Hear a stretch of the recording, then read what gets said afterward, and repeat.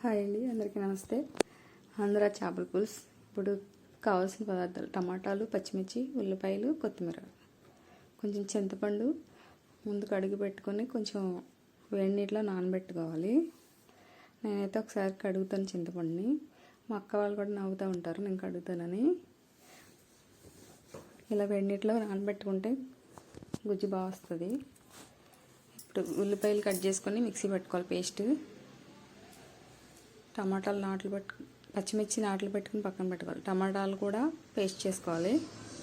2 టమాటాలు కట్ చేసుకుని ఇప్పుడు ముందుగా స్టవ్ వెలిగించుకుని ఒక బాండీ పెట్టుకుని అది హీట్ ఎక్కిన తర్వాత ఆయిల్ పోయాలి. ఆయిల్ పోసిన తర్వాత పచ్చిమిర్చి, కొంచెం సాజీరా,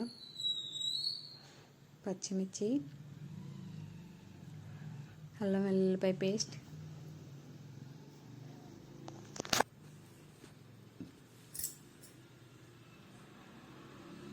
అల్లం వెల్లుల్లిపాయ పేస్ట్ వేసుకున్న తర్వాత ఒకసారి ఇలా కదుపుకొని ఇప్పుడు ఉల్లిపాయ పేస్ట్, ఉల్లిపాయ మిక్సీ పట్టుకున్న పేస్ట్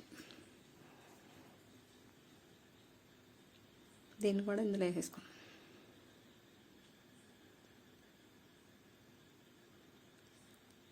కొంచెం పచ్చివాసన పోయే వరకు ఫ్రై అవ్వనివ్వాలి. కొంచెం కరివేపాకు, టమాటా పేస్ట్ ఇది కూడా వేసి కొంచెం మగ్గనివ్వాలి. ఇలా కొంచెం ఫ్రై అయ్యే వరకు మగ్గనిచ్చి పచ్చివాసన పోయే వరకు ఇవన్నీ వేపుకోవాలి. ఇలా వేగిన తర్వాత కదుపుకొని ఇలా అడుగంటకుండా కదుపుకుంటూ ఉండి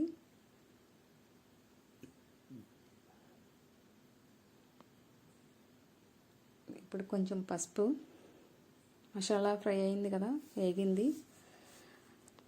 ధనియాల పొడి,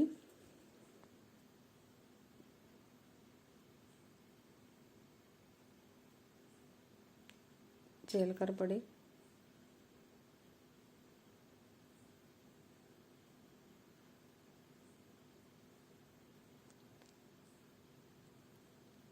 కొంచెం కారం, రుచికి సరిపడా కారం,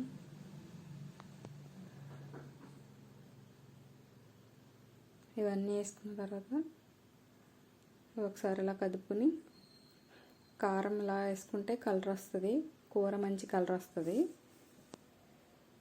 ఇలా మసాలాలో ఎగుతుండగా ఇందులో వేసుకుంటే కలర్ఫుల్గా ఉంటుంది కూర. ఇవన్నీ ఇలా కదిపిన తర్వాత చింతపండు నానబెట్టి పెట్టుకున్నాం కదా, దాన్ని గుజ్జు తీసుకోవాలి. దాన్ని గుజ్జు తీసుకుని ఇలా ఒకసారి కొత్తిమీర వేసుకుని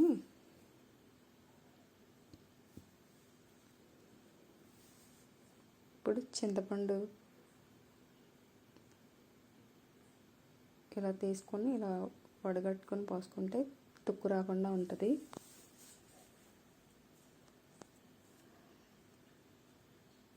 ఇలా ఒకసారి రసం అంతా తీసుకున్న తర్వాత మళ్ళీ కొంచెం వాటర్ పోసుకొని ఇందులో ఉన్నది కూడా ఇలా అంటే వచ్చేస్తుంది.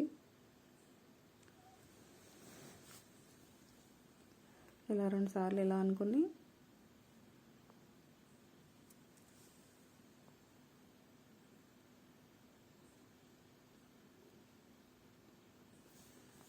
కొంచెం పైనుంచి వాటర్ పోసుకుంటే ఇదంతా గుజ్జంతా బయటకు వస్తుంది. ఇలా వేసిన తర్వాత ఇది పక్కన పెట్టేసుకుందాం.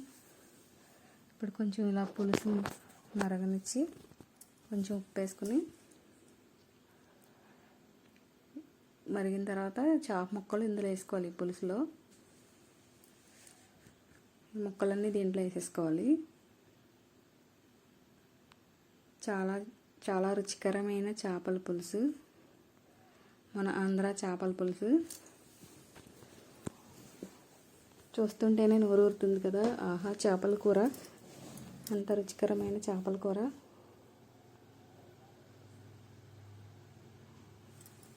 ఇలా వండుకున్నాక తిన్న వాళ్ళు ఉంటారా? ఒకసారి ట్రై చేయండి.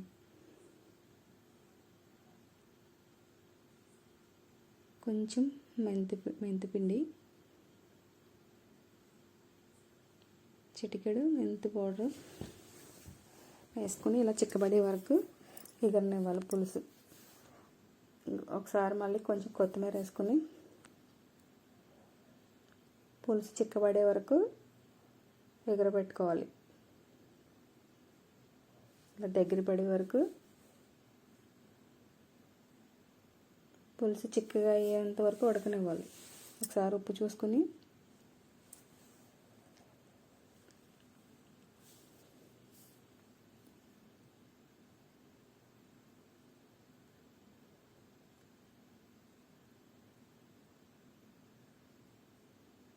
కొంచెం ఉప్పు వేసుకోవాలి. రుచికి సరిపడా ఉప్పు,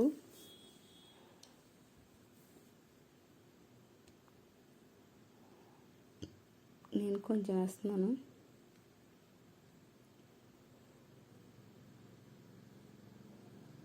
కావాలంటే ఇందులో బెండకాయలు కూడా వేసుకోవచ్చు, చాలా బాగుంటుంది.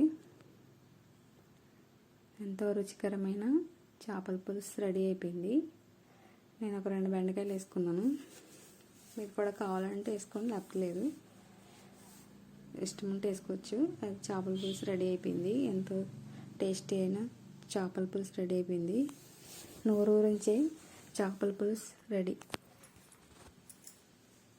రండి తిందాం. వేడి వేడి రైస్లో ఈ చేపల పులుసు వేసుకొని తింటే ఉంటుంది.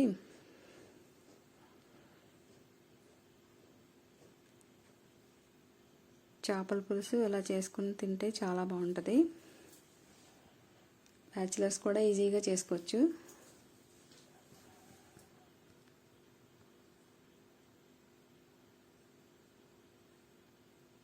ఇదిగోండి చూడండి, నోరు ఊరిపోతుంది కదా.